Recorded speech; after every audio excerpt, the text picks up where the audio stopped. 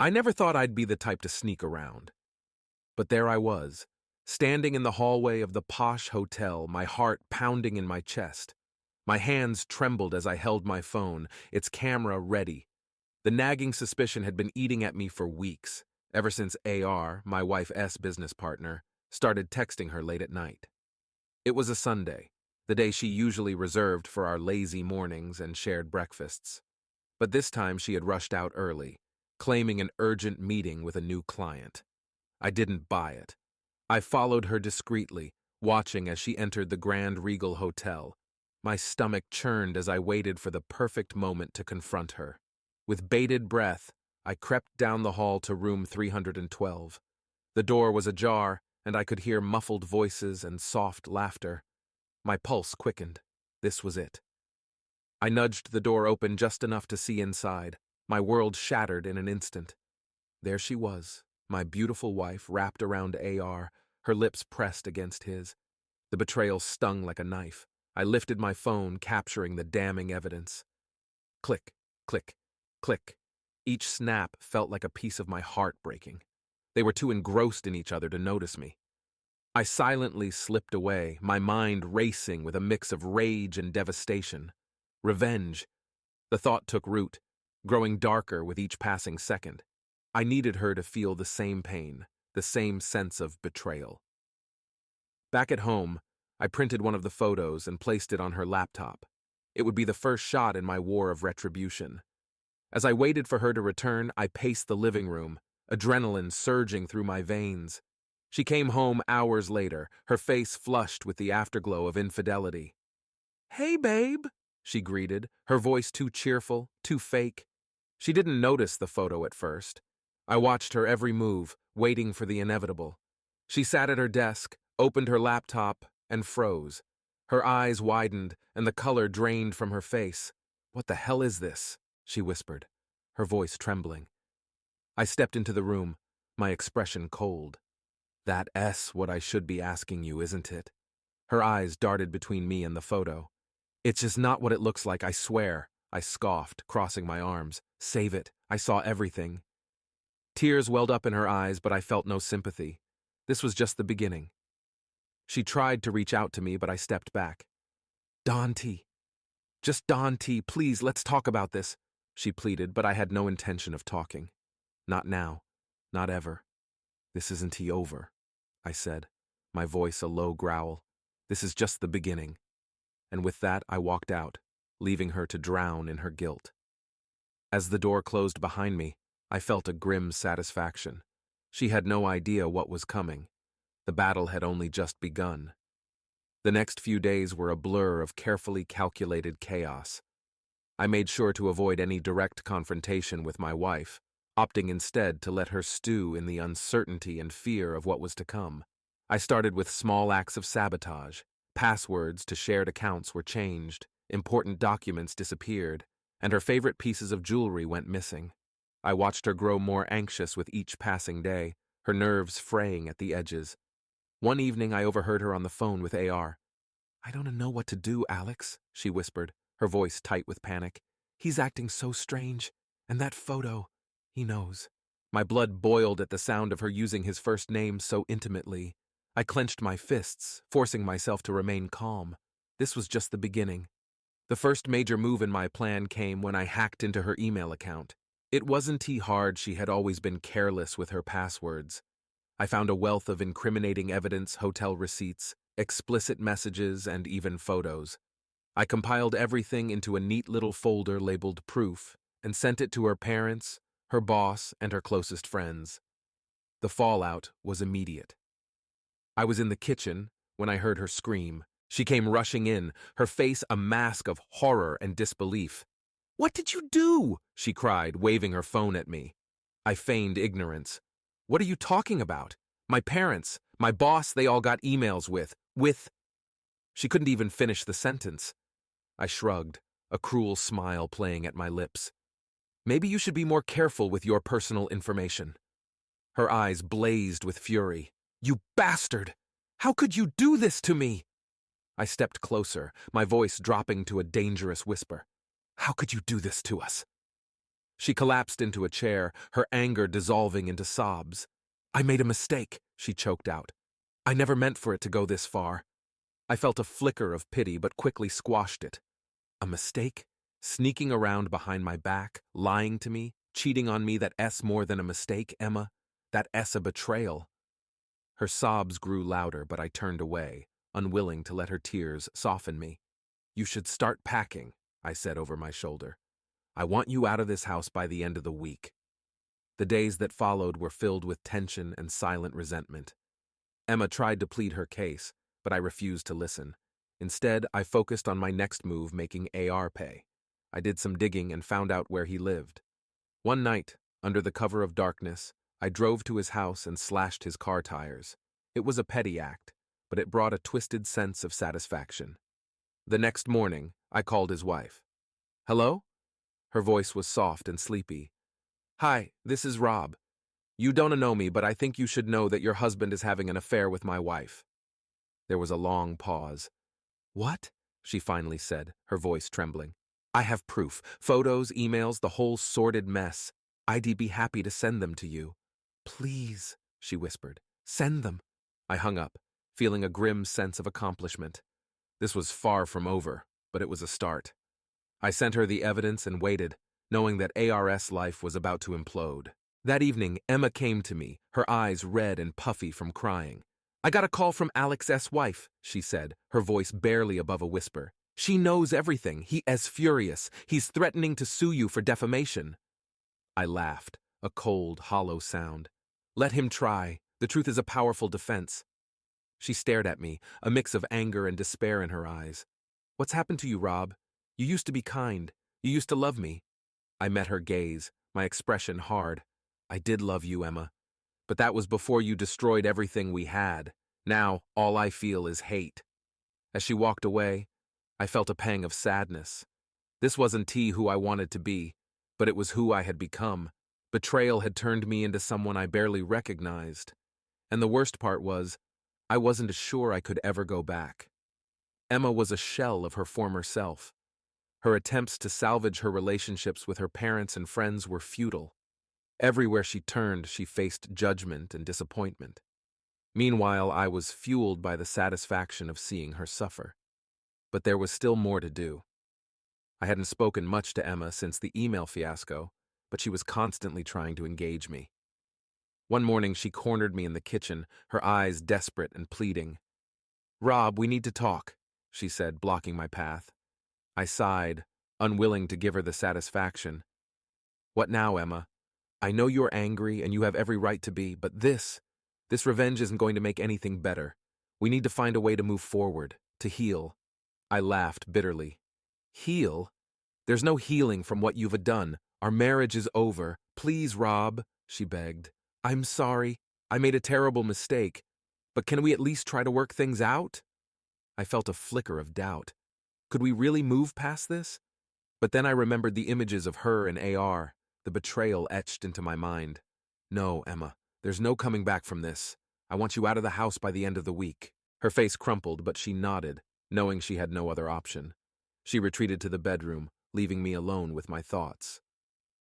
That night, I received a call from AR. "You think you can ruin my life and get away with it?" His voice was seething with anger. I smirked. "Looks like I already did. You don't know who you're messing with, Rob. This isn't over." "Bring it on," I challenged, hanging up. AR's threats didn't scare me. I was prepared for anything he might throw my way. The next morning, I awoke to find Emma gone. Her clothes were missing, her side of the closet empty. A note lay on her pillow. "Rob, I can't do this anymore. I am leaving. I hope one day you'll find it in your heart to forgive me. Emma." For a moment, I felt a pang of sadness, but it quickly dissipated. This was what I wanted. She was out of my life, and I could finally move on. But the peace was short-lived. A few days later, I received a call from my boss. "Rob, we need to talk. There's been a complaint against you." My heart sank. A complaint? About what? "Apparently, you've been accused of harassment and slander. We are going to have to suspend you pending an investigation." I knew instantly it was AR's doing. He was striking back, trying to ruin my career just as I had ruined his personal life. I hung up, fury coursing through my veins. I needed a plan. I couldn't let AR win. I decided to dig deeper into his life, looking for any dirt I could use against him. It didn't take long to find it. AR had a history of shady business deals and tax evasion. With this information, I contacted a journalist friend of mine. "Jack, I've got a story for you," I said, detailing AR's illegal activities. "This is huge," Jack replied. "I'll look into it and see what I can dig up." A week later, the story broke. AR's face was plastered all over the news, his crimes exposed for the world to see. He was arrested and his company was under investigation. It was a satisfying victory, but it came at a cost. My own suspension had turned into termination, and I was now unemployed. Despite the setback, I felt a strange sense of relief. My revenge against AR was complete, and Emma was out of my life. But the emptiness lingered. Revenge had consumed me, leaving little room for anything else. One evening, as I sat alone in my living room, my phone buzzed with a message. It was from Emma. "Rob, I know I've hurt you more than I can ever make up for, but I want you to know I'm getting help. I am seeing a therapist and I'm trying to understand why I did what I did. I hope you can find some peace too." I stared at the message, unsure how to respond. Emma's betrayal had shattered me, but in the end, it had also forced me to confront my own demons. Maybe it was time to let go of the anger and start rebuilding my life. I didn't reply to her message. Instead, I deleted it and decided to take a walk. As I stepped out into the cool night air, I felt a weight lift off my shoulders. The road ahead was uncertain, but for the first time in months, I felt a glimmer of hope. This was just the beginning of my journey toward healing. And while the scars of betrayal would always remain, I was determined to find a way forward, one step at a time. My journey toward healing was off to a rocky start. The job market was tough, and the stress of unemployment weighed heavily on me. I spent my days job hunting and my nights replaying the events of the past few months in my mind. Emma's departure, Arkansas's arrest, my own termination, it all felt like a bad dream I couldn't wake up from. One afternoon, as I sat in a local cafe, sipping my third cup of coffee and scrolling through job listings, my phone buzzed. It was a message from an unknown number. "Meet me at the park near your house, 3 p.m., important." My curiosity piqued. I glanced at the time. It was 2:30 p.m. I decided to go, hoping this mysterious meeting might offer some new direction or closure. When I arrived at the park, I saw a woman sitting on a bench, her face obscured by a large hat and sunglasses. As I approached, she looked up, and I recognized her immediately, AR's wife, Maria. "Rob," she greeted, her voice soft but steady. "Thank you for coming." "Maria," I replied, taking a seat beside her. "What is this about?" She removed her sunglasses, revealing tired, red-rimmed eyes. "I know you were behind the emails. The photos. You destroyed Alex, and while I can say he didn't deserve it, I'm left to pick up the pieces." I remained silent, unsure where this was leading. "I want to help you," she continued. "I know about your termination, I know you are struggling, and I know more about Alex's affairs than you could ever imagine. My interest was piqued. Go on." Maria sighed, glancing around to ensure we were alone. "Alex wasn't just cheating on me with your wife. He had other women, other secrets. He made powerful enemies. I have evidence that could bring down more than just his reputation." "What do you want from me?" I asked, wary of her motives. "I want revenge," she said, her eyes hardening. "Real revenge. Alex ruined my life, and I want to see him suffer, but I can't do it alone. I need someone like you. Someone who has already shown they can play dirty." Her words sent a shiver down my spine. I had already walked down the path of revenge, and it had cost me dearly. But there was a part of me that still hungered for retribution. "What do you have in mind?" I asked, unable to resist the pull. Maria smiled, a predatory gleam in her eyes. "Follow me." We walked to her car and she handed me a file. "These are bank statements, emails, transactions. Alex was laundering money through offshore accounts. He used these funds to finance his affairs and his lavish lifestyle. If this information goes public, it will bury him." I flipped through the documents, my mind racing. This was bigger than I had anticipated. "How do we use this?" "We go to the authorities," Maria explained. "But not yet. We need to make sure the evidence is airtight. We need to ensure that when we strike, there's no chance for him to wiggle out of it. Over the next few weeks, Maria and I worked together in secret, compiling more evidence, cross-referencing documents, and preparing our case. We grew closer through our shared goal, and I found myself confiding in her about my struggles, my regrets, and my lingering anger toward Emma. One evening, as we worked late into the night, Maria placed a hand on my arm. "Rob, there's something else I need to tell you." I looked up, sensing the seriousness in her tone. "What is it?" Alex wasn't just laundering money. He was involved in something far more dangerous. He had connections with some very dangerous people. People who wouldn't hesitate to hurt anyone who got in their way. The weight of her words sank in. This was no longer just a personal vendetta. We were playing with fire. "Are you sure about this?" I asked, my resolve wavering. Maria nodded. "Yes, and I understand if you want to back out. But I need to see this through. For me, for you, for everyone he's hurt."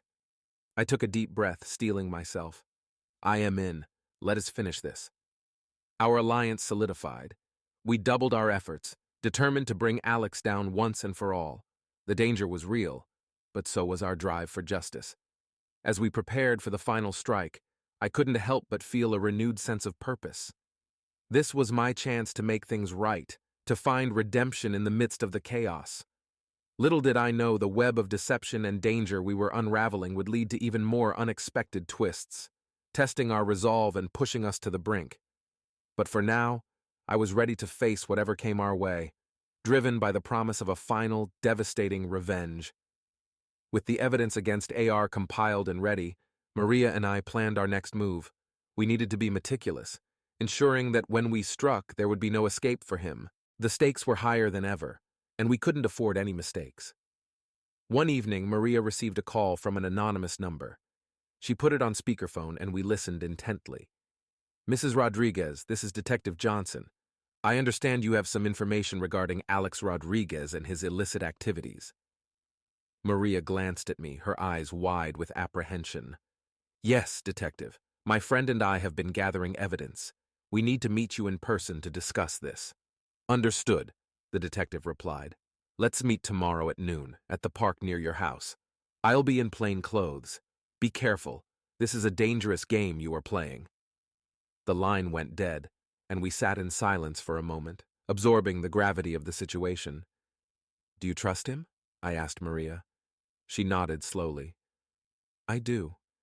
Detective Johnson has a reputation for being thorough and fair, but we need to be on our guard. Alex has eyes everywhere." The next day we arrived at the park, our nerves on edge. Detective Johnson was easy to spot, a tall, imposing figure in a baseball cap and sunglasses. He greeted us with a firm handshake and led us to a secluded bench.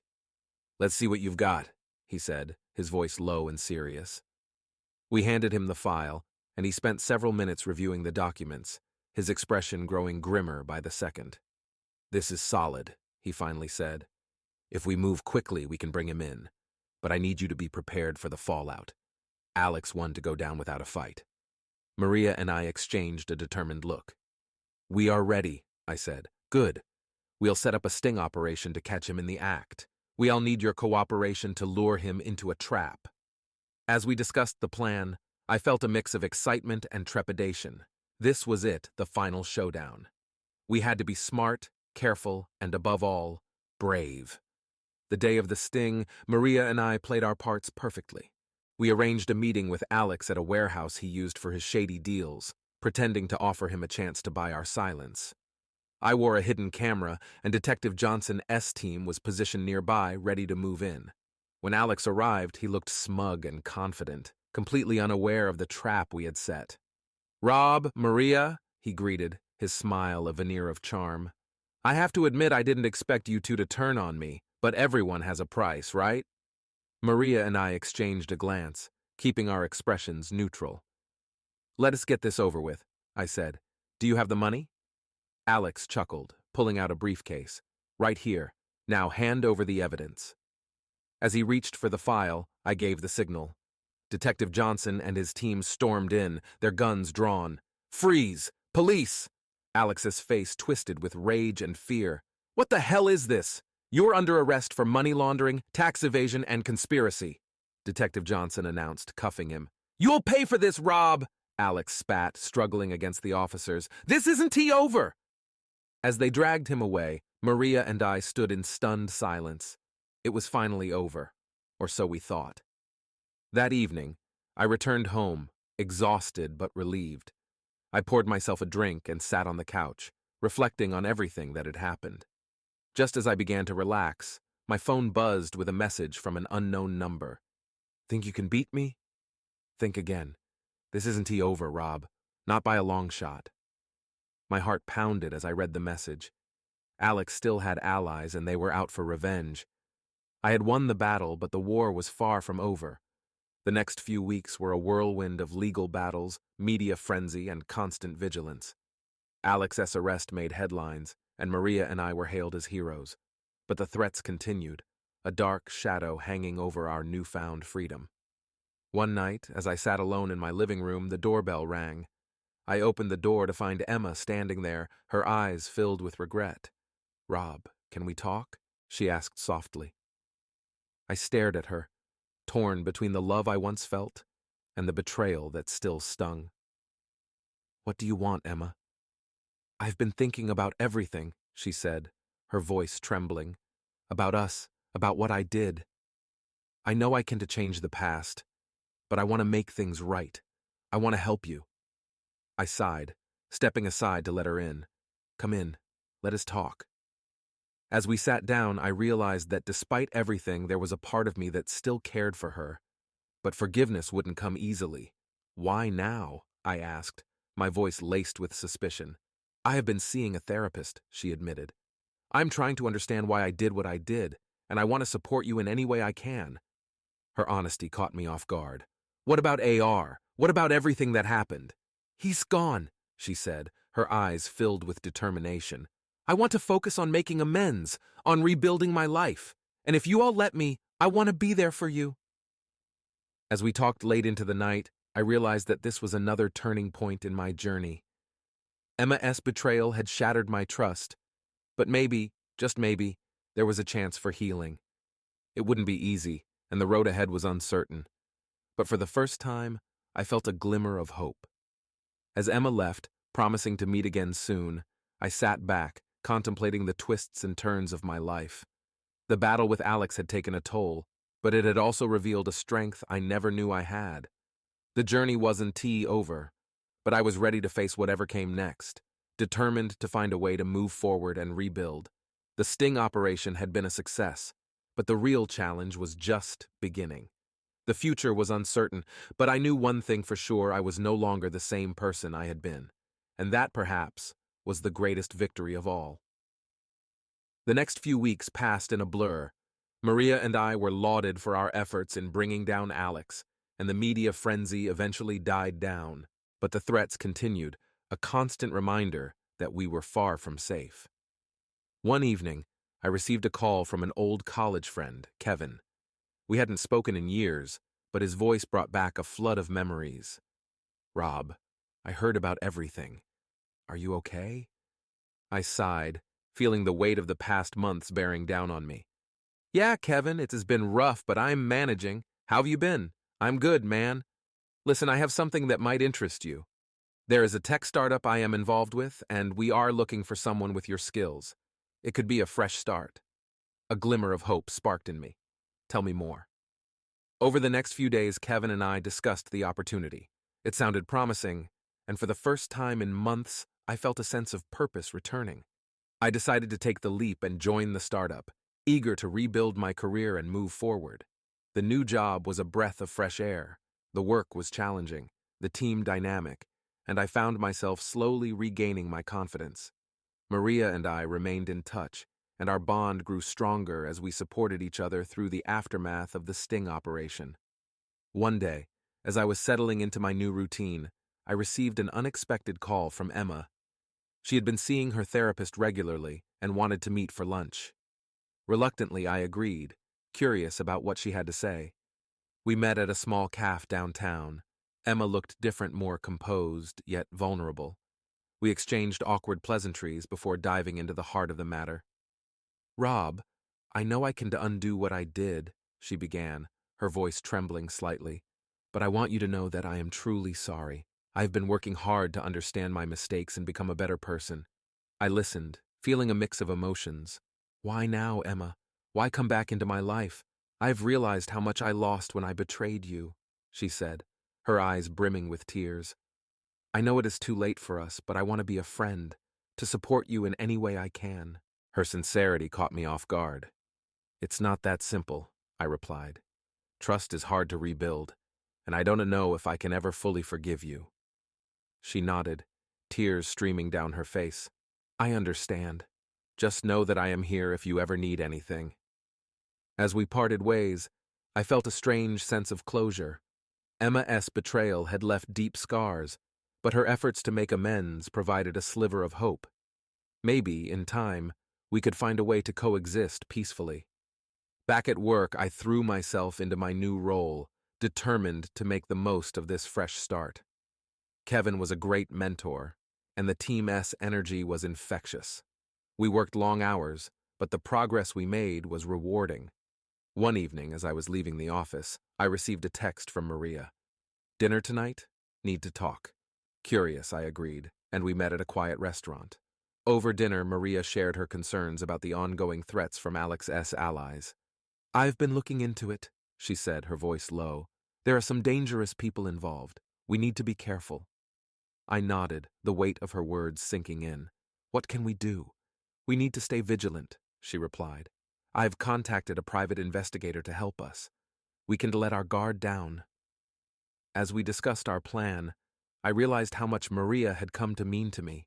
We had been through hell together, and our bond was unbreakable.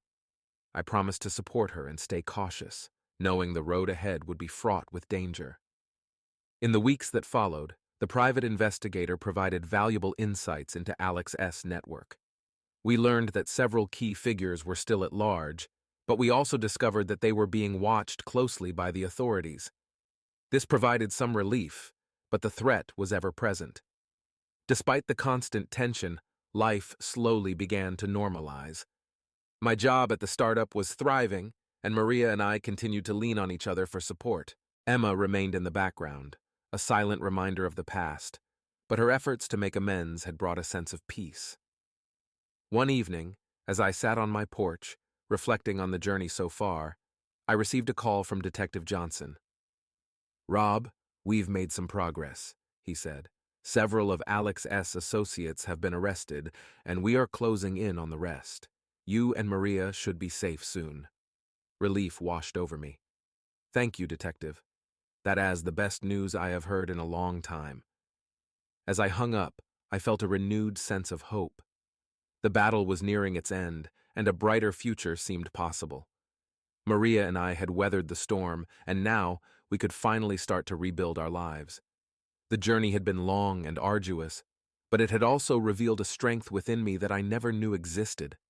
The pain and betrayal had forged new bonds, brought old friends back into my life, and set me on a path toward healing and growth. As I looked out at the setting sun, I knew that the road ahead would still have its challenges. But for the first time in a long time, I felt ready to face them. With the support of my friends, new opportunities, and a newfound resilience, I was prepared to embrace whatever the future held. With Detective Johnson's reassuring news, a heavy burden seemed to lift from my shoulders. The authorities' progress in dismantling Alex's network brought a semblance of peace, but the journey was far from over. The looming threats had forged a strong alliance between Maria and me, and we both knew we had to remain vigilant. One day, while working at the startup, I received a call from Maria. Her voice was tinged with urgency. Rob, can you come over tonight? There's something we need to discuss. Of course, I replied, my curiosity piqued. That evening, I arrived at Maria's apartment. She greeted me at the door, her face etched with worry. Come in, we need to talk. We sat down in her living room, and she handed me a stack of documents. I've been doing some digging. There are still some loose ends in Alex's dealings, and there's one name that keeps popping up, Lucas. Who is he? I asked, leafing through the papers. Lucas is one of Alex's key associates, Maria explained. He has been operating under the radar, but I believe he is the mastermind behind most of Alex's criminal activities. If we can take him down, it could put an end to this once and for all. My mind raced as I processed the information. What do we do now? Maria took a deep breath. We need to find him and gather enough evidence to ensure his arrest. It is risky, but it is the only way to guarantee our safety. I nodded, understanding the gravity of the situation. Let us do it. We can live in fear forever. Over the next few weeks, Maria and I worked tirelessly, tracking Lucas's movements and compiling evidence of his criminal activities. The private investigator provided valuable leads, and we followed each one meticulously. One evening, as we pored over the latest findings, Maria looked at me, her eyes filled with determination. Rob, there's something else I need to tell you. I raised an eyebrow, sensing the seriousness in her tone. What is it? She hesitated for a moment before speaking. I've been developing feelings for you. I know it's complicated given everything we've been through, but I couldn't keep it to myself any longer. Her confession took me by surprise. I had grown close to Maria, and our shared experiences had forged a deep bond, but I hadn't expected this. Maria, she cut me off gently. You don't have to say anything right now. I just wanted you to know. We can focus on Lucas first and figure out the rest later. I nodded, appreciating her honesty. Thank you for telling me. Let us take this one step at a time. Our resolve strengthened. We continued our investigation. The breakthrough came when we discovered Lucas's hideout, a secluded warehouse on the outskirts of the city. We alerted Detective Johnson, who coordinated with his team to set up a raid. The night of the raid, Maria and I watched from a distance as the police stormed the warehouse. The tension was palpable, and I held my breath, praying for a successful operation. After what felt like an eternity, Detective Johnson called. We got him, he said, his voice triumphant. Lucas is in custody, and we've seized enough evidence to put him away for a long time. Relief flooded over me. Thank you, Detective. This means the world to us. As I hung up, I turned to Maria, who had tears in her eyes. It's over, I said, pulling her into a hug. We did it. The days that followed were a whirlwind of media coverage and legal proceedings. Lucas's arrest made headlines, and the authorities dismantled the remaining pieces of Alex's network. For the first time, Maria and I felt truly safe. With the immediate danger behind us, Maria and I had time to explore our feelings for each other. We spent more time together, our bond deepening with each passing day. But the shadows of the past still lingered, and we both knew it would take time to heal completely. One afternoon, as we strolled through the park, Maria turned to me. Rob, I know it's been a tumultuous journey, but I'm glad we faced it together. You've become such an important part of my life. I smiled, squeezing her hand. I'm grateful for you too, Maria. We made it through the storm, and now we have a chance to build something new. As we walked, the sun setting on the horizon, I felt a sense of hope and renewal. The road ahead was still uncertain, but with Maria by my side, I knew we could face anything.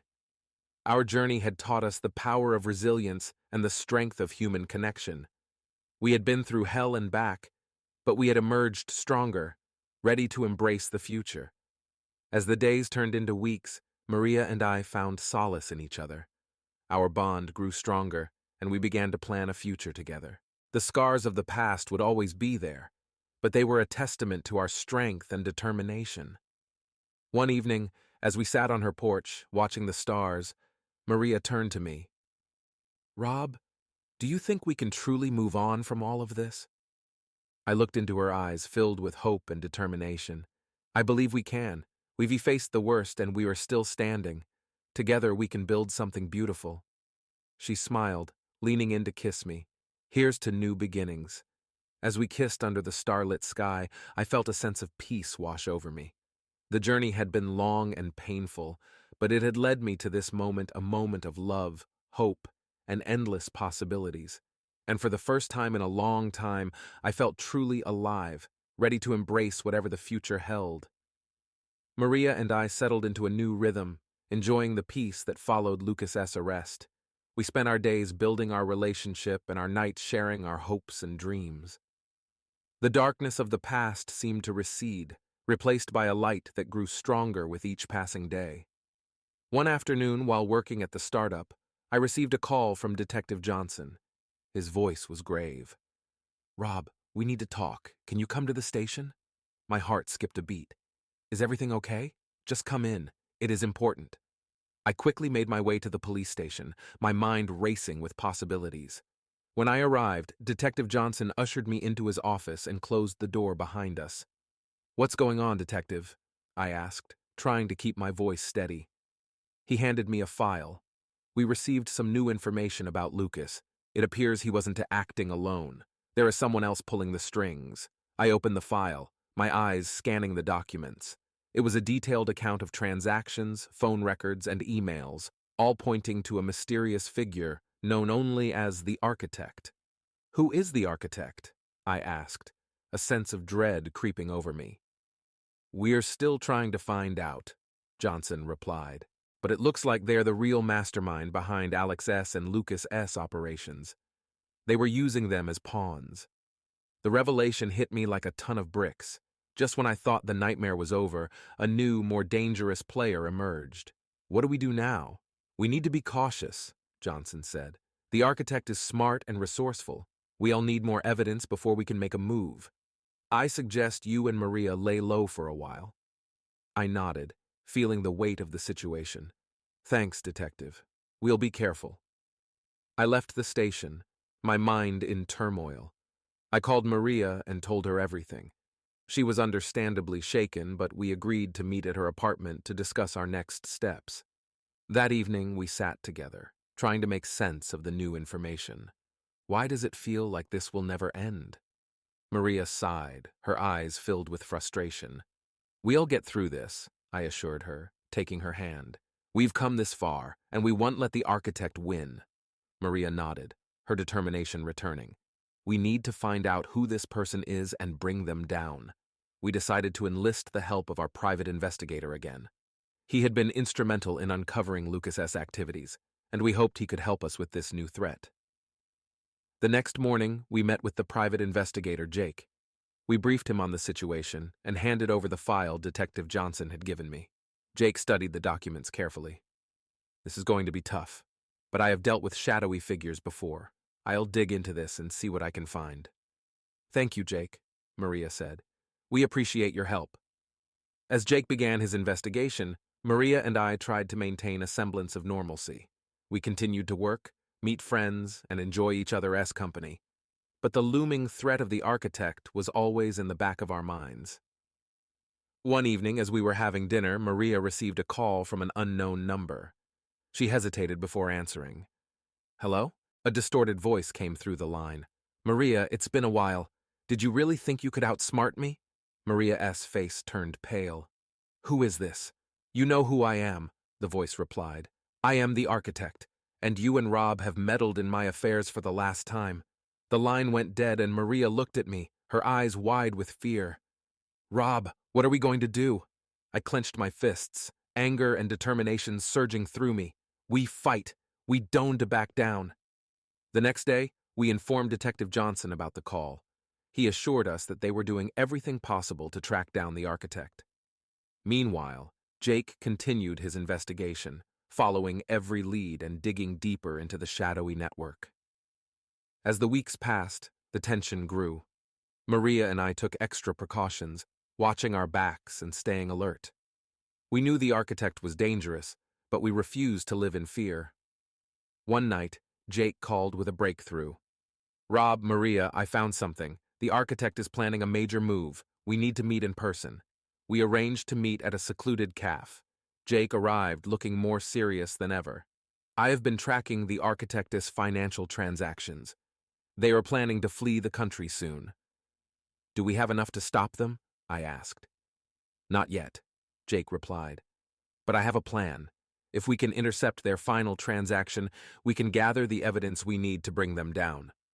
Maria and I exchanged a determined look. "Let S do it," I said. The plan was set in motion. With Jake's help, we intercepted the transaction and collected the crucial evidence. We handed everything over to Detective Johnson, who coordinated with his team for a final raid. The day of the raid, Maria and I watched from a safe distance as the police moved in. The tension was palpable, but we knew this was our best chance to end it all. After what felt like hours, Detective Johnson called. It's over. The architect is in custody, and we have all the evidence we need. Relief washed over us. "Thank you, Detective," Maria said, her voice trembling with emotion. As we hung up, Maria and I embraced, tears of relief and joy streaming down our faces. We had faced unimaginable challenges, but we had come out stronger. The days that followed were filled with legal proceedings and media coverage. The architect's arrest made headlines, and the authorities dismantled the remaining pieces of the network. For the first time in a long while, Maria and I felt truly safe. With the immediate danger behind us, we focused on building our future together. The shadows of the past would always be there, but they no longer held power over us. One evening, as we sat on the porch of our new home, Maria turned to me, her eyes shining with happiness. "Rob, we've been through so much, but we've come out stronger. I'm so grateful for you." I smiled, pulling her close. "I'm grateful for you too, Maria. We have faced the darkness together, and now we can finally enjoy the light." As we watched the stars, I felt a sense of peace and fulfillment. The journey had been long and fraught with danger, but it had led us to this moment, a moment of love, hope, and endless possibilities. The future was uncertain, but with Maria by my side, I knew we could face anything. Together, we had overcome the deepest shadows, and together, we would embrace whatever came next. With the architect behind bars, life began to settle into a peaceful routine. Maria and I moved into a new apartment in a quieter part of town, eager to leave the chaos of the past behind us. My job at the startup flourished, and Maria found a new position at a non-profit organization helping victims of crime. It seemed like we had finally found our footing. One weekend, we decided to take a short vacation to a secluded cabin in the mountains.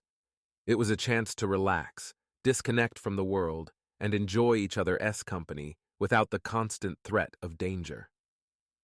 The first evening at the cabin was perfect. We cooked a simple dinner, enjoyed a bottle of wine, and talked late into the night. The weight of the past months seemed to lift, replaced by a lightness I hadn't felt in a long time. As we sat by the fire, Maria leaned her head on my shoulder. "Rob, do you think we can finally put all of this behind us?" I kissed the top of her head. "I hope so. We've been through enough. It's time we start living for the future."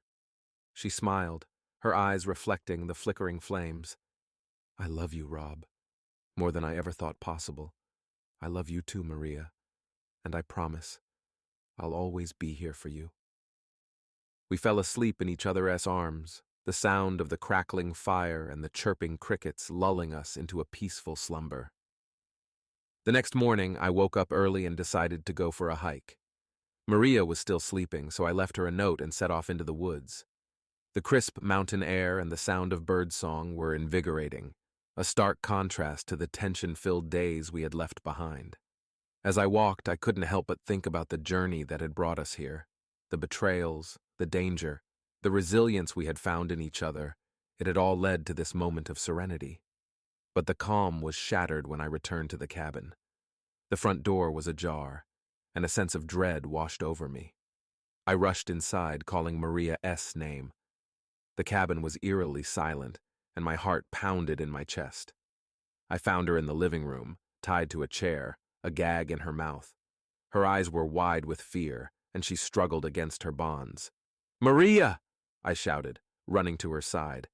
As I began to untie her, a voice behind me sent chills down my spine. "Dante, move, Rob!" I turned slowly to see a man standing in the doorway, a gun pointed at me. He was tall and muscular with a cold, calculating expression. "Who are you?" I demanded, my mind racing. "I am the last loose end," he replied, his voice icy. "The architect might be in jail, but I'm here to finish what he started." My blood ran cold. "What do you want?" He smirked. "Revenge, and you're going to help me get it." Before I could react, he stepped forward and struck me with the butt of his gun.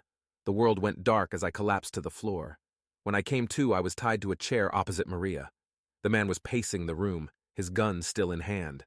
"Wake up, Rob," he said, his tone mocking. We have a lot to discuss. I struggled against the ropes, but they were too tight. What do you want from us? I asked, my voice hoarse. He stopped pacing and looked at us, his eyes filled with malice. I want to see you suffer, just like you made the architect suffer. Maria's eyes were filled with tears, but she remained silent, her gaze never leaving mine. The man pulled out a phone and dialed a number. It's done, he said into the receiver. They are both here. He hung up and turned to us. Now we wait.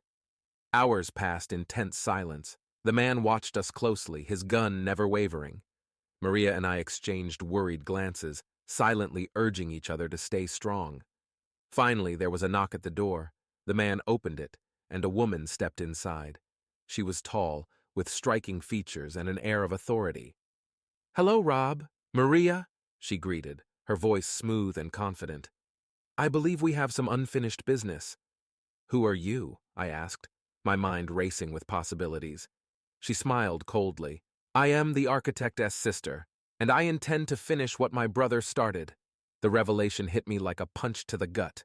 The architect's sister was just as dangerous, if not more so.